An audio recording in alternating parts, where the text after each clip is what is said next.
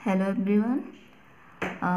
हमने question number 4 तक आपको बता दिया था, तो आज स्टार्ट करेंगे क्वेश्चन नंबर 5, 6, 7। 5 से स्टार्ट और 7 क्वेश्चन सिर्फ हैं आपके इस एक्सरसाइज में। और जो होमवर्क आपको दिया था आपने लगाया होगा, आशा करते हैं। तो चलिए देखते हैं। क्वेश्चन नंबर 5 दिया है कि जांच कीजिए कि क्या आपको ये दिखाना है कि क्या किसी प्राकृतिक संख्या n के लिए प्राकृतिक संख्या कौन सी होती है, 1 से जो अनंत तक होती हैं, 1, 2, 3, 4, 5 ऐसे जो अनंत तक होती हैं वो क्या होती हैं, प्राकृतिक संख्या। प्राकृतिक संख्या n के लिए संख्या 6 पे पावर n का मतलब क्या है, यहाँ पे आप 1 रख दीजिए, 2 रख दीजिए, 5, 10, 15, मतलब जो भी रख, यहाँ पे आपकी वैल्यू दी नहीं है इसलिए सिर्फ n लगाया हुआ है। कहा है कि संख्या 6 पे पावर n के लिए यहाँ जो भी संख्या रख दिया जाए उसके लिए अंक 0 पर समान, मतलब यहाँ पे आप रखेंगे, मान लीजिए आपने 1 रख दिया, 2 रख दिया, 3, तो ये आप नहीं इन्होंने कहा अंक 0 पर समाप्त होता है। जब ये वैल्यू रख देंगे उसके बाद जो गुणा करेंगे जो संख्या आएगा वो 0 पर समाप्त होता है। तो 0 पर समाप्त होने का मतलब क्या हुआ, हो सकता है वो संख्या 100 हो सकता है 220 हो, 240, मतलब जो लास्ट वाली संख्या है वो आपकी हमेशा 0 पर समाप्त हो रही है। तो कहा है कि ये आपको दिखाना है कि 6 पे पावर n जो है वो क्या, जो संख्या हम लेंगे वो 0 पर समाप्त होगी, क्या उसका अभाज्य गुणनखंड हो सकता है। तो आप लिखेंगे क्या कि यदि कोई संख्या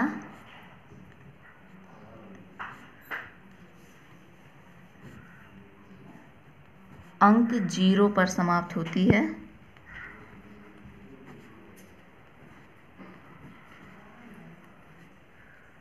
तो वह, अब 0 पे समाप्त हो रही है तो वो 10 से कट सकती है। और 10 से कटने का मतलब क्या हुआ, 10 है, इसको आप क्या कर सकते, ये 2 गुणे 5, 10 जो है 2 और 5 अभाज्य संख्या का गुणनखंड है। तो अगर 10 से कोई संख्या कट रही है तो वो 2 से भी कटेगी, 5 से भी कटेगी, क्योंकि 2 और 5 जो है वो 10 के अभाज्य गुणनखंड है। तो आप लिखेंगे, यहाँ पे लिखेंगे कि वह 10 से विभाजित होती है, या लिख सकते हैं, या दूसरे शब्दों में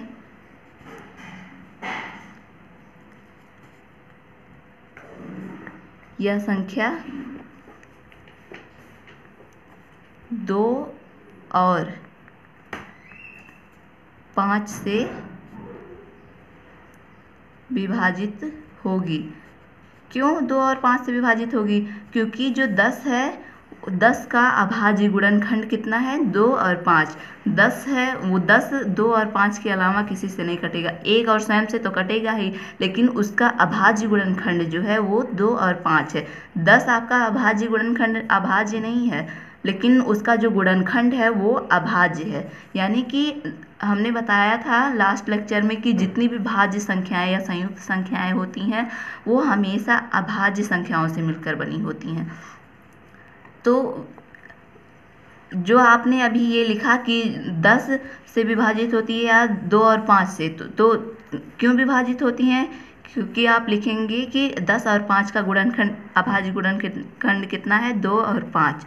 तो इसमें किसके बारे में कहा है, संख्या 6 पे पावर n, तो आप 6 पे पावर n का अभाज्य गुणनखंड लिखिए।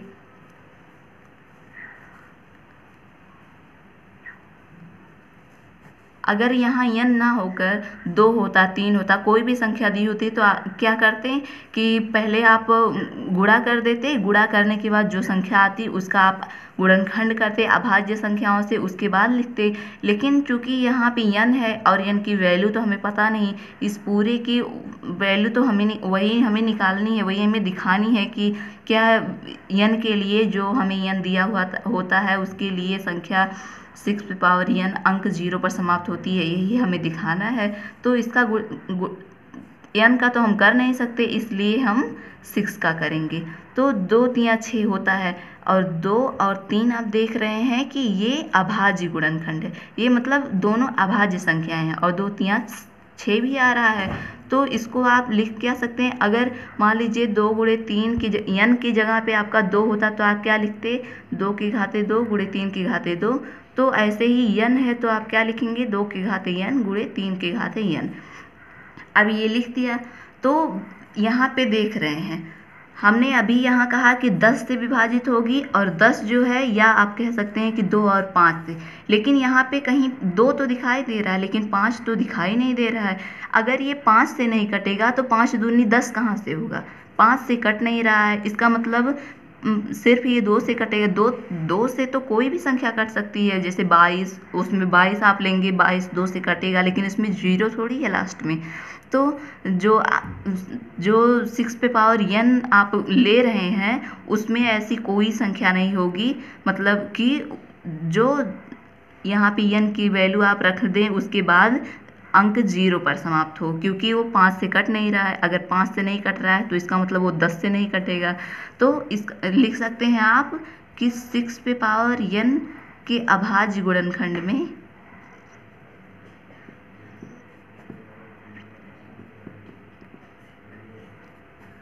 अभाज्य गुणनखंड में 5 नहीं है, इसीलिए 6 पे पावर n 5 से विभाजित नहीं होगा।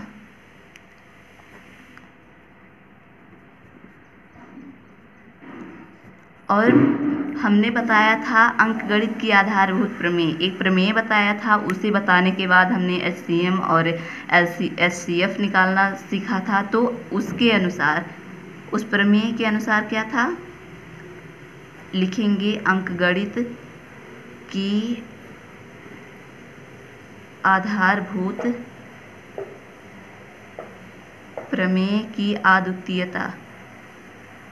अद्वितीयता का मतलब है कि इस तरह से और कोई भी नहीं हो सकता, मतलब इस प्रमेय में जो आपको बताया गया है वो किसी और में नहीं मिल सकता, ये सिर्फ इसी में हो सकता है। तो अद्वितीयता हमें यह निश्चित करती है कि 6 पे पावर n के गुणनखंड में 2 और 3 के अतिरिक्त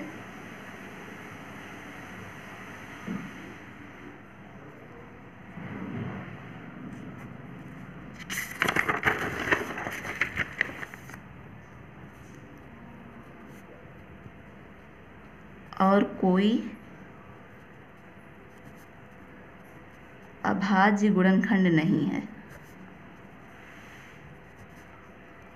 अभी आपने करके देखा, 6 का गुणनखंड क्या था, 2 गुणे 3, 2 और 3 दोनों अभाज्य संख्याएं थीं, उसके अलावा और कोई भी अभाज्य गुणनखंड नहीं आ रहा था। तो 6 पे पावर n जब लेंगे तो जब उसका गुणनखंड करेंगे, अभाज्य गुणनखंड करेंगे, तो उसमें सिर्फ 2 और 3 आएगा, ना 5 आएगा ना 10 आएगा। इसका मतलब क्या हुआ कि ऐसी कोई भी संख्या n का जब हम मान रख रहे हैं तो ऐसी कोई भी संख्या नहीं मिल रही है हमें जो लास्ट में 0 आए, जिसका लास्ट में अंक क्या हो, 0 हो। तो इतना लिखने के बाद आप लिख देंगे कि अतः किसी भी प्राकृतिक संख्या n के लिए संख्या 6 पे पावर n अंक 0 पर नहीं समाप्त हो सकती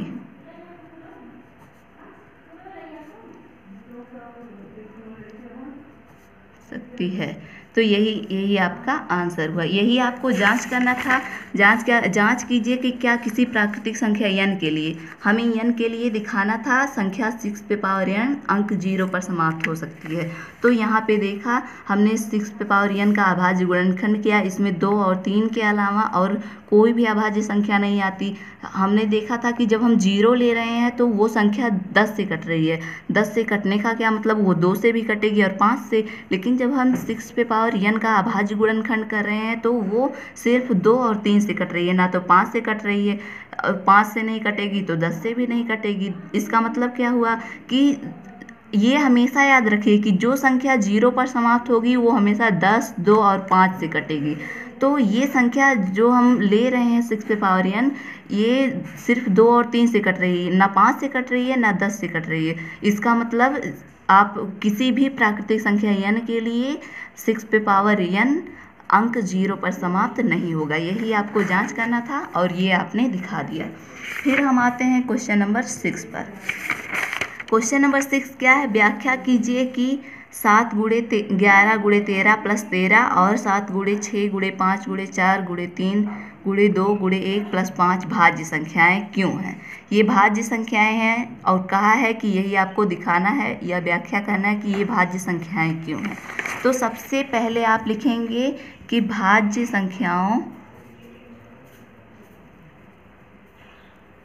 संख्याओं के 2 से अधिक भाजक होते हैं।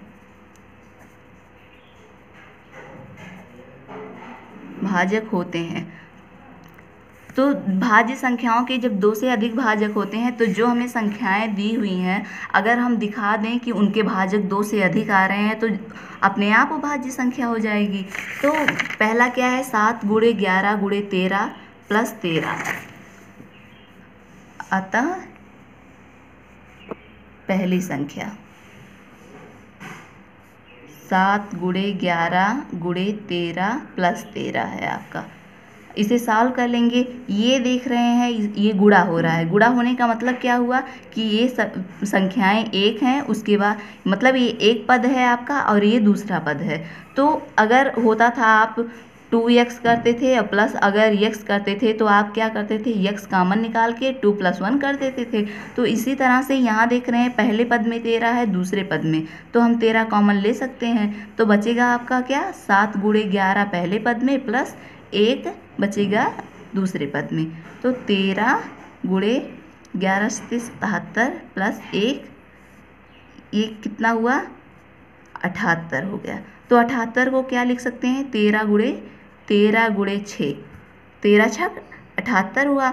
तो अब देख रहे हैं तो ये संख्या सभी अभाज्य, इसको छोड़कर इसको लिख सकते हैं कितना? 2 × 3। अगर 2 × 3 लिख देंगे तो ये क्या होगा? अभाज्य संख्याएं वो भी हो जाएंगी। और 13 तो अभाज्य संख्या है ही, और सभी अभाज्य संख्याएं एक और स्वयं से कटती हैं। जब हम इसका गुणा कर देंगे तो पहले तो ऐसे ही गुणा से ही देख लीजिए। अगर मान लीजिए आप 13 13 ऐसे 6 ले लेते हैं तो ये कितना से? पहले 13 से कट सकता है और 1 से भी कट सकता है। 13 से कटा, फिर ये कर दिया, फिर 2 से भी कट सकता है, 3 से भी कट सकता है और सिर्फ 6 से भी कट सकता है। और पूरे का गुणा कर देंगे तो जितना आएगा वो स्वयं से भी कटेगा। तो आप लिखेंगे कि ये संख्या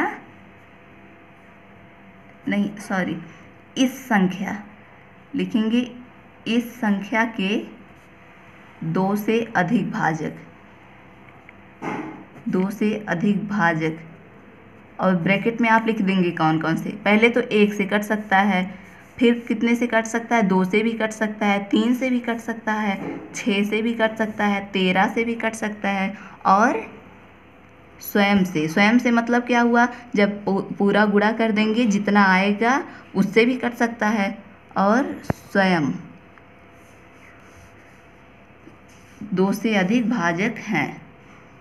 तो किसी संख्या के अगर 2 से अधिक भाजक होंगे तो क्या वो संख्या भाज्य होगी। लिखेंगे अतः यह संख्या भाज्य है। इसी तरह से आप दूसरी संख्या के लिए करेंगे। ये दूसरी संख्या दी हुई है, सेम वैसे ही करेंगे।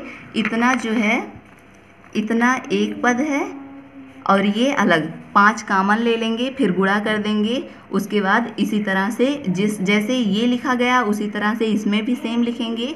तो ये सिर्फ इतना आज के लिए आपका होमवर्क है। फिर हम क्वेश्चन नंबर 7 पे आते हैं। क्वेश्चन नंबर 7 क्या है? किसी खेल के मैदान के चारों ओर एक वृत्ताकार पथ है। इस मैदान का एक चक्कर लगाने में सोनिया को 18 मिनट।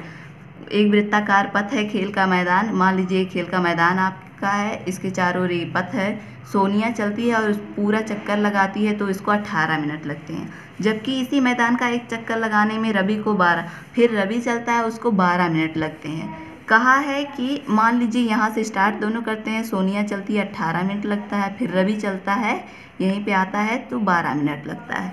मान लीजिए वे दोनों एक ही स्थान और एक ही समय, दोनों एक साथ चलना प्रारंभ करते हैं और एक ही जगह से चलना प्रारंभ करते हैं, तो करके एक ही दिशा और एक ही दिशा में भी चलते हैं। ये मान लीजिए ऐसे दोनों साथ साथ और एक ही जगह से चल रहे हैं। कहा है कितने समय बाद वे पुनः प्रारंभिक स्थान पे, मतलब वो लगाते जा रहे हैं लगाते जा रहे हैं लगाते जा रहे हैं, तो यही पूछा है कि कितने समय बाद दोनों एक जगह पे मिलेंगे। तो इसका मतलब क्या हुआ, कम से कम दूरी हमें, कम से कम समय हमें निकालना है। तो कम से कम निकालने के लिए क्या होता है कि एलसीएम निकालते हैं। एलसीएम का लीस्ट कॉमन मल्टीपल, तो एलसीएम कम से कम हमें निकालना है तो क्या करेंगे, हम एलसीएम लेंगे 18 और 12 का। आप पहले यहाँ लिख देंगे कि सोनिया एक चक्कर लगाने में सोनिया को 18 मिनट लगते हैं और रवि को एक चक्कर लगाने में 12 मिनट लगते हैं। ये आप 2 लाइन लिख दीजिएगा। तो उसके बाद फिर एक ही समय पर एक ही दिशा में चलते हैं तो 18 और 12 का हम एलसीएम लेंगे। 18 का लेंगे तो कितना होगा, 2 से पहले सबसे छोटी अभाज्य संख्या से स्टार्ट करते हैं। 2 9 18, फिर 3 से 3 त्रिका 9 और ये 3 एकम 3, तो कितना हुआ 2 गुणे 3 गुणे 3। फिर 12 का करेंगे तो 2 छक 12, फिर से 2 2 3 6, फिर 3 से, यानी 12 का कितना हुआ 2 गुणे 2 गुणे 3 हुआ। अब एलसीएम निकालेंगे, एलसीएम किसका 18 और 12 का। तो जो दोनों एलसीएम में क्या होता है, जो दोनों में कॉमन होता है उसको एक बार लिखते हैं, दोनों में कॉमन 2 है और 3, इसको लिख लिया। फिर जो नहीं कॉमन होते हैं हम उनको भी लिखते हैं। तो ये कितना हुआ 2 3 6, 6 त्रिक 18 दूनी 36, यानी कि सोनिया और रवि लिखेंगे, सोनिया और रवि 36 मिनट बाद पुनः प्रारंभिक स्थान पर मिलेंगे। तो ये हुआ आपका आंसर। तो आज के लिए बस इतना ही, और ये जो होमवर्क हमने दिया है आप लगाइएगा। धन्यवाद।